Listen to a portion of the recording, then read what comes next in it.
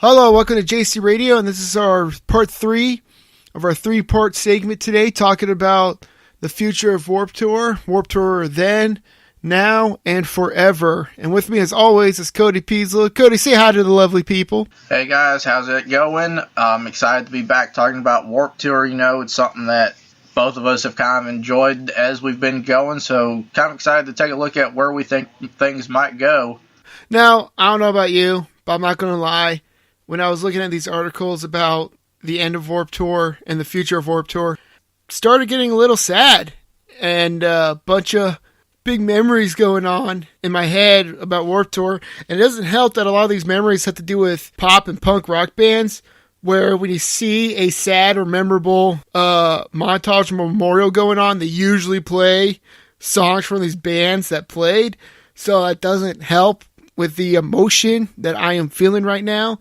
Finally accepting, oh my gosh, next year we are not going to have a Warped Tour. I mean, yeah, the more I look at stuff, I get the same feeling. You know, it's a little bit depressing that Warped Tour is done. Although, at the same time, you gotta look on the bright side. They had a phenomenal run while it was going, but it does, it kind of sucks to see it end. Hoping that, they at least have something going, even if it's just something in California, keep at least that Warped spirit alive with some sort of event, even if it's like a short thing. Yeah, no, I understand that. Now, let's go ahead and start talking about that. So, I'm on Polestar.com, and they're talking about the final Warped Tour. I'm looking at the article that is titled Warped Tour History of Traveling Festivals, and yes, there's a future. Now, the more I read this and the more I look at it, there are 2 points here that I really like.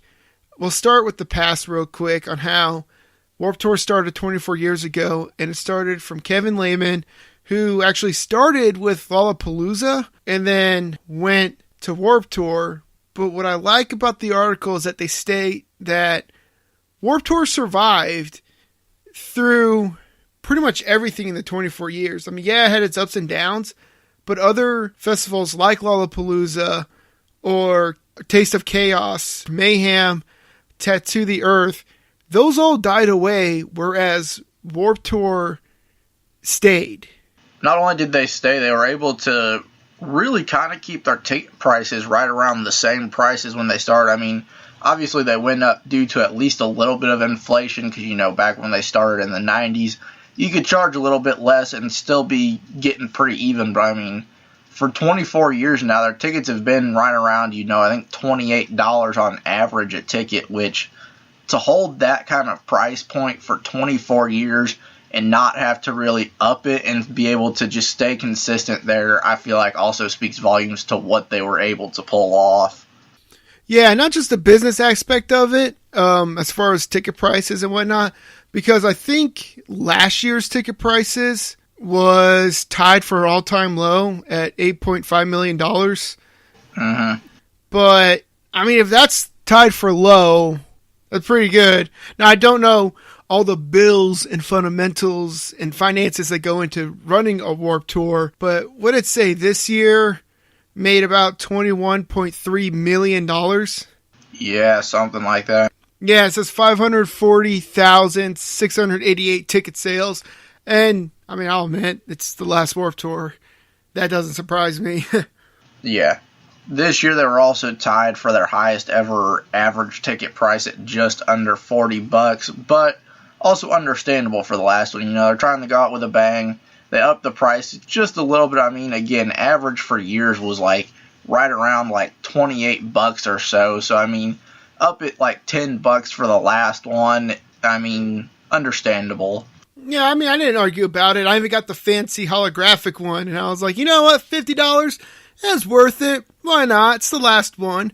Even still, the other time when ticket prices got up there right around $40 on average, they said they had some complaints, numbers dropped and stuff because people didn't want to pay that price. But I've paid more on a ticket to see, one band that I really wanted to see with like 2 openers, not a full day festival like that. Even $50 to me sounds like a fairly good price for something that lasts all day. No, definitely. Some of the bands that were there, if you were just to watch them on their own separate tour, it would cost $60+ Oh, yeah. So the fact that I just paid $40, it paid for itself. I didn't see any reason why not to go to Warped Tour. Yeah, I mean, either way, though, that's kind of in the logistics. I guess we should really be taking a look at where we think it's going to be going at from this point. Yeah, no more logistics, but the future of Warped Tour. Well, before we really talk about that, I want to say, if this doesn't show that Warped Tour really meant something, and I don't know if any listeners out there went to the last Warped Tour. I know when we went, bands like Simple Plan talked about how much Warped Tour helped out. I didn't know this when I saw The Used this last year, but the lead singer of The Used clearly stated that if it wasn't for Warped Tour, they would not be where they are at today. Warped Tour was able to help bands like that, have bands testify towards Warped Tour, and to see here, again, surpassing Mayhem and Lollapalooza and Uproar and surviving through that, if this doesn't show what power Warped Tour had, I honestly don't know what does. But that goes into the future of Warped Tour. Now, right here, I have a quote from Kevin saying Warped Tour could be the last traveling festival. Then he goes on a saying about how a festival may do select weekends and have the same name, but he thinks the era in America when it comes to, getting bands to travel 37 to 42 cities during a short period of time has come to an end. He hopes it doesn't, for sure, but he doesn't know if anyone could do it anymore. I could see it dying out. It's definitely, I get bands not wanting to. It's a grueling tour. Like you said, you're hitting between at least 35 to upwards of 45 cities in a matter of 2.5 months or so. About maybe even shorter, actually. Yeah. That's a lot of traveling in a short amount of time. When you're going across that many places, you don't have time to stop. You don't have time to do this or that. You just have to go. There's been bands out there. I know Black Veil Brides at one point, I think they said one of their guys went 9 days without a shower because they just didn't have time. You get done with your set, you load up on the bus, head out. Oh, yeah, no, there are so many reports of bands going days or weeks without a shower or without, more than 3 hours of sleep because of different reasons of being on this tour. I'm with Kevin. I hope it doesn't end. I really hope this opens a door to somebody else that has a similar idea. Maybe not necessarily with punk and rock and roll. I don't know. But I really hope it opens up a new era that Warped Tour has inspired. Yeah, I'm hoping it doesn't die out, but, I could see why it would. Who knows what could happen with that. I do hope that somebody out there is kind of like how Kevin was when he left Lala and sees an opportunity to try and, do something to get artists that they like or artists in a genre that they like out there for other people and kind of just hop on that and go for it. So, Kevin states so many times, he talks about a festival, and he's shown different ideas, I guess, or said different ideas, like maybe a weekend or maybe a few weekends. Maybe it is a tour, but maybe a week-long tour. But everybody says there is going to be a future to Warped Tour. Do you think next year we're going to have a Warped Tour, but it's going to be a Warped Tour festival? I know he said that they're at least doing something for the 25th anniversary of it. Obviously, we know it's not going to be the huge traveling tour that we've come to know for the past 24 years. Unless he's joshing us really bad right now. Yeah, unless he's messing with us real hard, he's at least said that there is going to be some sort of thing happening for a Warped Tour 25th anniversary. He hasn't even remotely hinted at what that could be. I could definitely see it being something more like a 3-day festival, kind of like Lollapalooza or even like Coachella, something like that. It's just this huge 3-day festival. You go out, enjoy it, and that's all it is. The bands show up. That's all they got to do. They don't have to load up as soon as they're done and leave. And I could see, maybe them doing a small traveling thing, like you said, maybe a week where they hit, 7, 8 real big cities that they know they could get a crowd at, and they just do like this real small tour. I'm leaning more towards it probably being like one of those 3-day, even day-long festivals, but I mean, it's hard to say. He hasn't really given us a hint at what he's looking at doing with the future of Warped right now. Yeah, well, I got a few things to say about that. First of all, if he does a week-long major city tour, and who knows why, but ends up going to St. Louis, if it ends up being the hottest day in the year and in Warp history, I'm going to be mad. Oh, dude, just saying. I'm with you. If it somehow would hit St. Louis and it happened to be the hottest day, that would suck. Here's what's going to happen. We're going to New York City. There is no question about that. I mean, if we got the time and money to, I am all down for it, dude, if they happen to do that. That'd be awesome. Now, on to the festival and what we think it might be. I made this mention before on part 1, and it's been some time since we recorded part 1, but I want to bring it up again.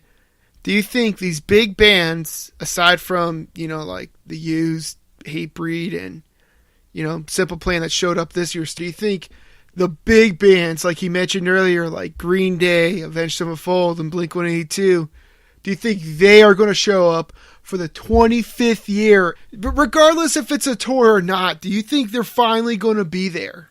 I think for something like that, a lot of them would show up, mostly for the fact that, one, they know if they come back, it's not going to be the same grueling tour that they had to do to get their name out there. They know that's done, and they know that this would be supporting Kevin, kind of bringing people into the new idea of what might be Warped Tour at this point. So I could definitely see some of those bigger bands coming back out and doing like a huge 25th anniversary to kind of kick off the new Warped Tour, festival, whatever you might want to call it, but that new Warped style that they might bring out. I could totally see it. I could totally see the 25th year anniversary.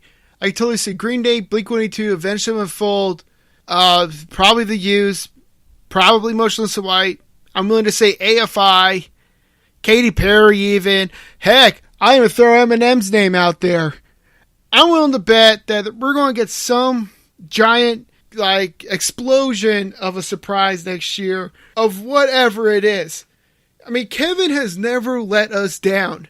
Ever since the beginning of Warped Tour, he has said time and time again different promises on how it's going to be. I'm not going to lie. When I heard him promise that this year was going to be like the best year ever, and then I saw the set list, I was thinking to myself, I was like, what the crap, man?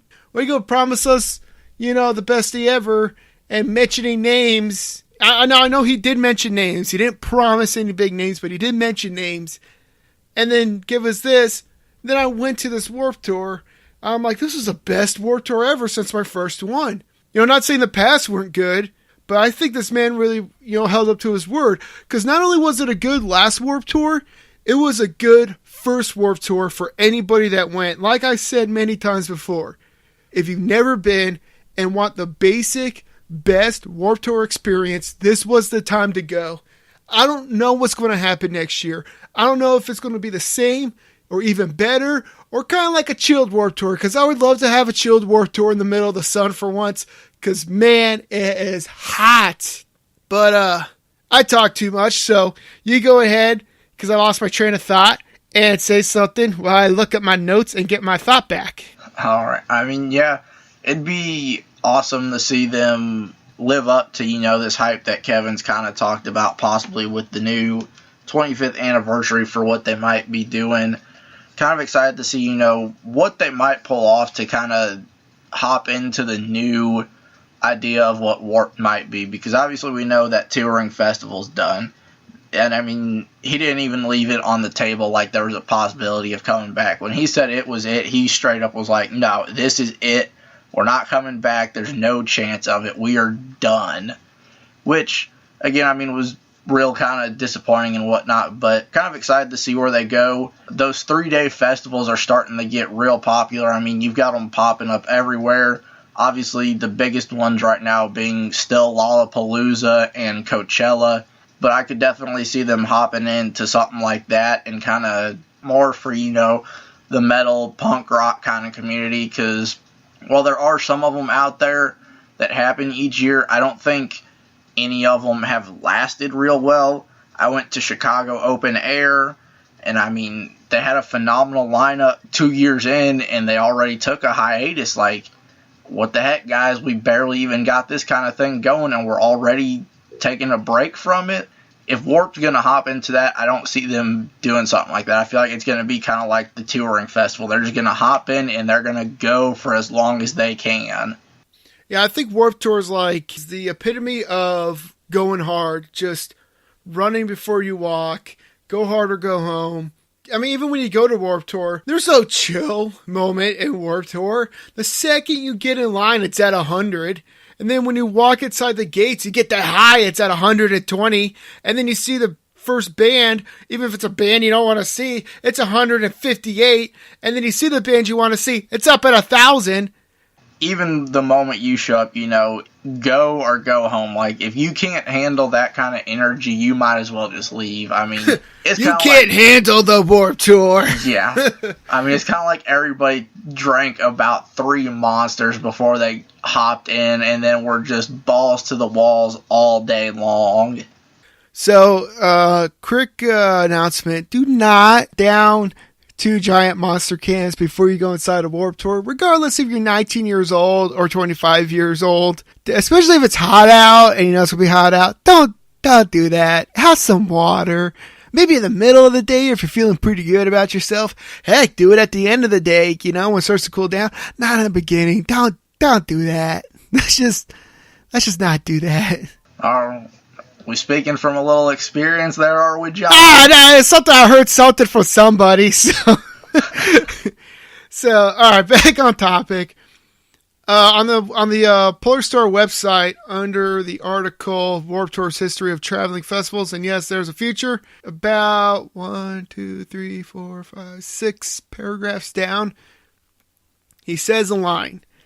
He says, it's hard to imagine future summers without either the circus or traveling concert festivals. Both seem a part of American summer DNA. Now, I want everybody to, don't close your eyes because I don't know if you're driving or not or doing something important. But think about an exciting summer.